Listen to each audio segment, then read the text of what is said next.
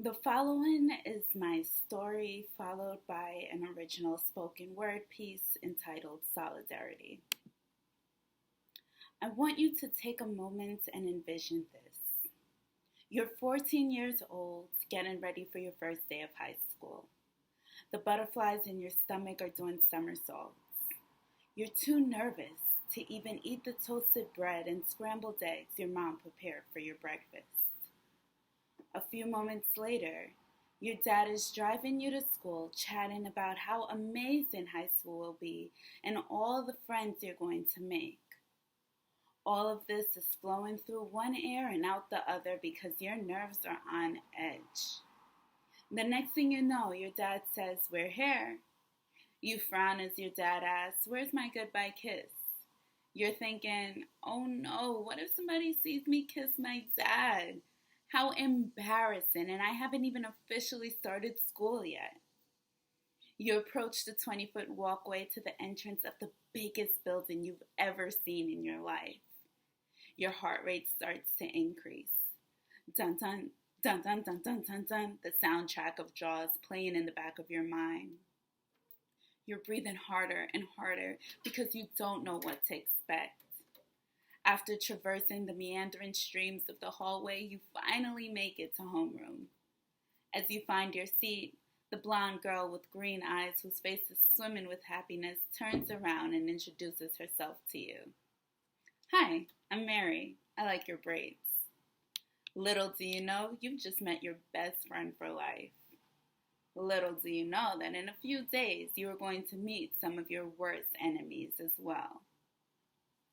In a school filled with predominantly white students and a mostly white staff, a girl of color could easily identify the few people who look like her. However, when you're placed in AP and honors classes to fill the quota and offer a drop of diversity for the classroom, it can be rather difficult to befriend your black brothers and sisters in solidarity, because all you really know is white. You'd see them, the people who look like you, in the cafeteria and sometimes in the gym. However, you're not really friends with them because you don't have any classes together. You're friends with Mary and the other white kids because, let's face it, that's who you see the most of, so naturally you hang with them. On the occasion that you run into small groups of black students, you're friendly. You smile, say hey, and try to get in on the conversation. They look you up and down. Then comes the interrogation. In the days of AOL Instant Messenger, our conversation went like this. "What's your aim?" they'd ask. "Oh, it's Miss PW. He is so hot." Who is that?" "He's the lead singer for Fall Out Boy. I love that band." And then it hits you that you've just made the biggest mistake of your high school experience. Before the words tumble out of your mouth, you already know what they're about to say. That is the whitest shit I have ever heard. Naturally, one by one, they begin a stream of laughter. You chime in, trying to play it off, hoping that it's not too late. Surprisingly, you don't let this experience deter you. Mommy always told you that you're so lovable and that anyone would be happy to be your friend. So you dust yourself off and try again. The poppin' black girls are sitting in their usual spot in the cafeteria. You temporarily ditch Mary and the others to go sit with those girls. After your initial mess up, you hope they'll give you another chance. Thankfully, they do. They're talking about Chris Brown's latest music video for Yo, Excuse Me Miss.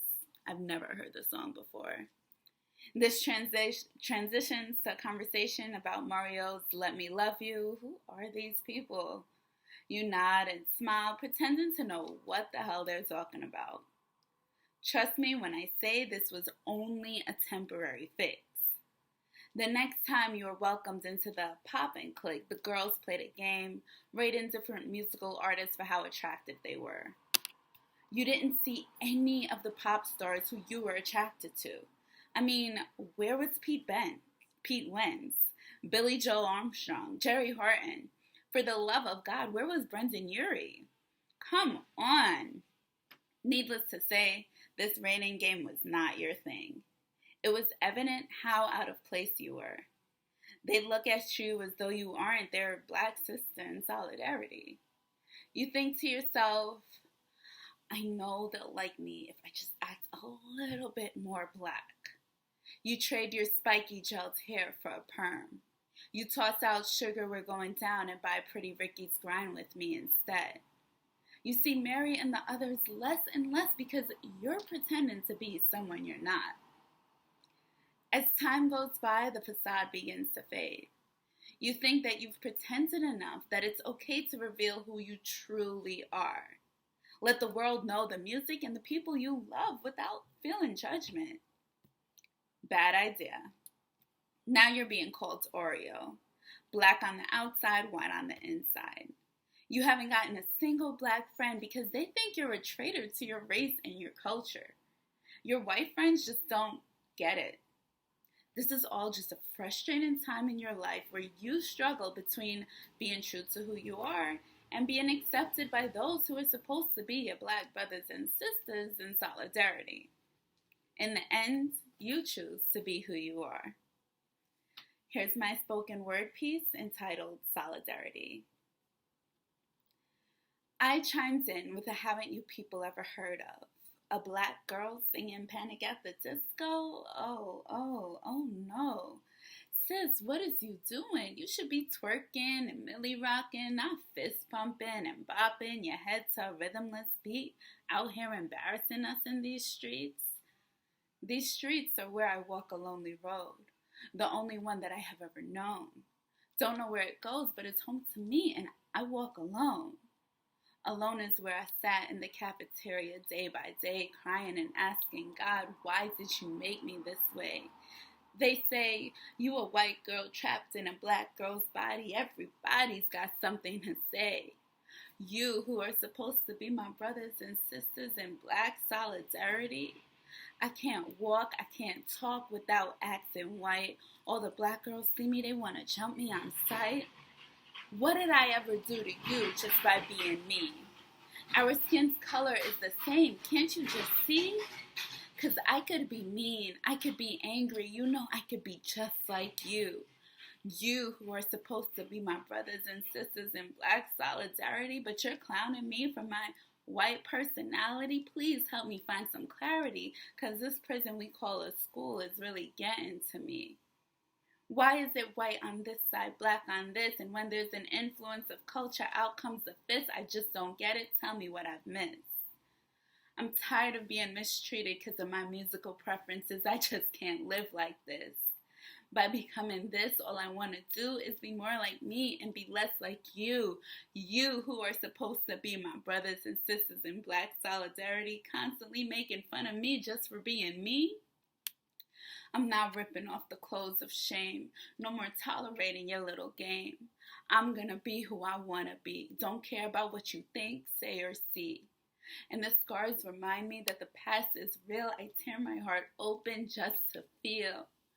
Feeling alive for the first time in a long time, like 10 out of 10, I'm a whole dime. Loving who I am and the skin I'm in, no more sadness over here. Can't you see my grin? I hope this teaches you an important lesson, because my final point begs the question, where do you go from here to increase our prosperity? You who are supposed to be my brothers and sisters in black solidarity.